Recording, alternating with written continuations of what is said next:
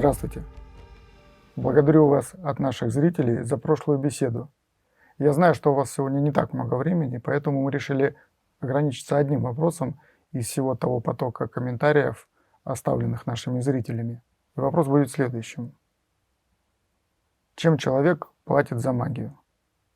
Поясню. В одной из бесед вы сказали, что, цитирую, «люди платят жизнью за исполнение своих желаний». И нам кажется, что здесь сокрыт некий смысл, который мы не вполне осознаем. И поэтому хотели бы, чтобы вы раскрыли этот вопрос шире, если вы, конечно, не против. Хорошую тему вы задели. Об этом я могу долго говорить. За столько лет у меня накопилась масса историй. Я знаю, что сейчас многие из тех, кто увидел меня, ищут меня. Хотят связаться со мной, чтобы прибегнуть к моим услугам. Что хочу сказать по этому поводу? Во-первых, вряд ли у вас хватит денег, чтобы заплатить мне. Вы, скорее всего, и не понимаете, сколько стоит настоящая магия. Не получится заложить свой айфон или какую-то безделушку и прийти ко мне. Скажем так, заложить вам придется как минимум дом. А благотворительностью я не занимаюсь. Во-вторых, да, действительно, магия не бесплатна. И я сейчас не про деньги. Открою вам большую тайну. Что на самом деле является платой в магии? Деньгами? Это вы мне платите, чтобы я работал.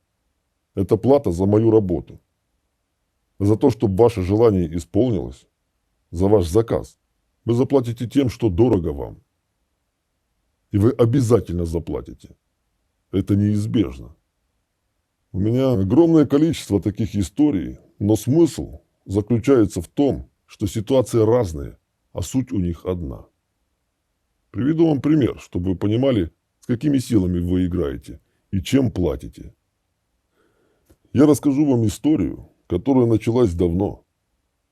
Она еще не совсем закончилась, но развязка уже близится. И происходит она прямо сейчас.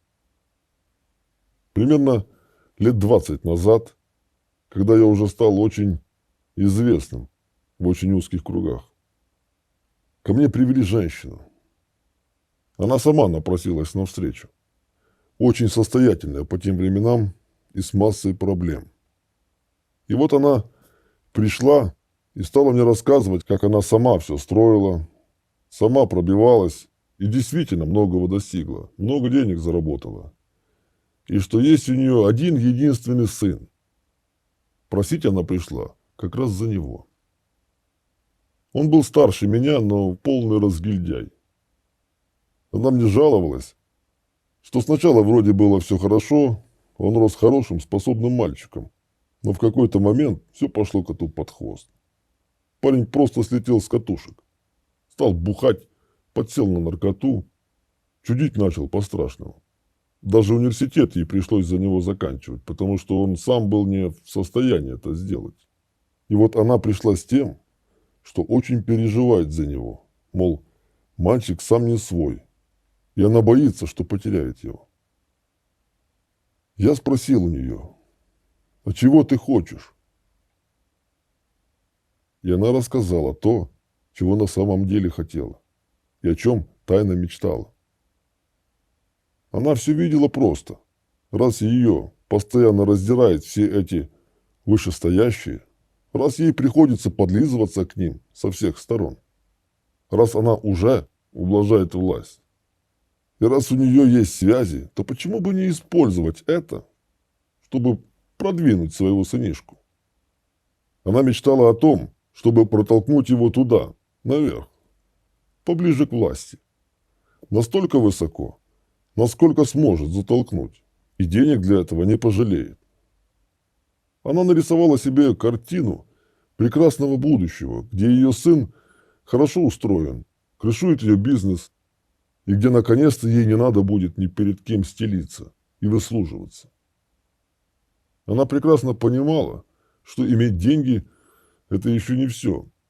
Иметь много денег – это значит иметь много проблем, потому что все хотят у тебя эти деньги отобрать. Поэтому нужна еще и власть. Но как же она такого оболтуса куда-то пропихнет? Она говорила, что она может из него и депутата сделать, и кого угодно, если бы только он не был таким неуправляемым. Я сказал ей: ты понимаешь, что за все нужно платить? И не только деньгами. Ты можешь заплатить тем, что тебе дорого. На что она ответила, что цена не имеет значения. Ведь дороже сына у нее нет ничего и никого. Но это ее проблема. Если ей дороже сына, ничего и никого нет. Я предупредил ее. Это скажется и на тебе.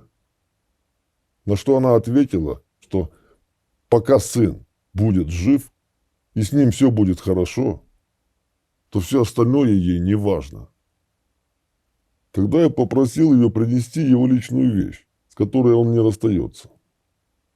У каждого есть любимая майка, ремень, что-то, к чему привыкаешь, что удобно и комфортно, и чем часто пользуешься. Почему это так важно и зачем это нужно? Немного объясню.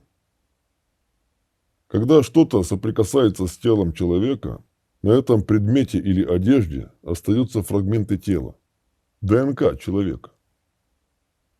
Современная криминалистика тоже использует этот метод. Сейчас ДНК легко можно достать с чего угодно. ДНК – это след человека, с помощью которого его можно выследить. Она уникальна и неповторима. Твоя ДНК – это конкретный адрес, конкретно к тебе. Это и нужно магу. Можно еще использовать волосы или кровь. Но правильно взять их крайне сложно, а вот вещь человека, которая часто бывает на его теле, какую-то нестиранную футболку, достать легко. Она принесла его часы. Я посмотрел его. Оказалось, мальчик непростой. В какой-то момент парня сбили путем влияния. Кое-кто решил ей насолить. Когда-то она мечтала стать богатой и пошла на сделку. Сделка была на будущее сына, что он станет ее разочарованием. Я сделал свою работу, убрал с него влияние. И буквально в течение месяца парень изменился кардинально. Пошел вверх, добился многого. И сейчас он крутой, сидит в депутатах. И избирался уже не раз, несколько созывов подряд. Сейчас у него есть и деньги, и власть. Все, как мечтала его мать. Но получилось так, что родился у него только один ребенок. Потом у него что-то не заладилось со здоровьем, и больше детей он не сможет иметь никогда. И вот этот, его единственный ребенок, сейчас столкнулся с серьезными проблемами по здоровью. Он просто увядает у него на глазах. Уже долгое время этот человек изучает все клиники мира в поисках методов лечения. И все, чем занят этот человек, это попытка сохранить жизнь своего единственного ребенка. Вот недавно ко мне снова приходила эта женщина. Просить уже за внука, за ребенка своего сына. Но я ей отказал, потому что это цена ее заказа. Это цена за власть, которую сейчас имеет ее сын. Она же сама сказала, что у нее нет ничего дороже, чем ее сын. Значит, внук уже не так дорог. Этот ребенок сейчас платит за них обоих. Прямо сейчас происходит расплата. И этот ребенок обречен.